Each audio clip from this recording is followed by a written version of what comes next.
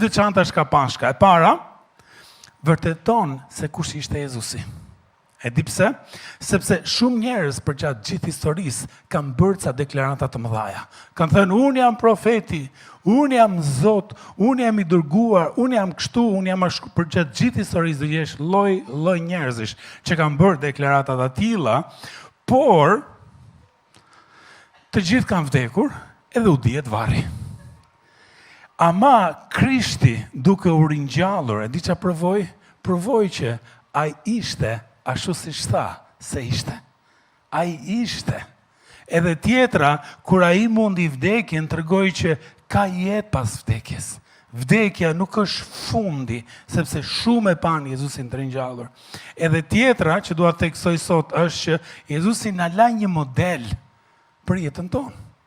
Se si të merremi me gjërat tona, si të merremi me jetën e përditshme. E di çfarë do shohim e premte e shtunë e diel. E premte Jezusi vdiq. Të shtunën ishte ditë konfuzioni, e diela ishte ditë feste. E do shohim si lidhen këto tre momente me jetën tonë. Sepse 1 Pjetri thot kështu. Kush e di këtë vargun? 1 Pjetri thot kështu. Krishti vuajti për ne, duke na lënë një shembull që të ecni pas gjurmës së tij. Shiko, modeli i jetës së tij, shembulli i tij na ndihmon neve si të përballemi me jetën. Por si mund thyet më nga ana praktike, le të shohim sot bashkë këto tre momente: vdekja, varrimi dhe ringjallja. Çfarë lidhje ka me jetën tonë?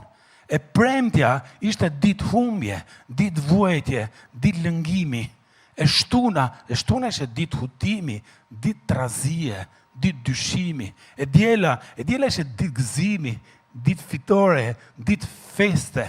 Edhe ka gjasa që secili prej nesh mund ta gjej veten në një nga këto 3 ditë.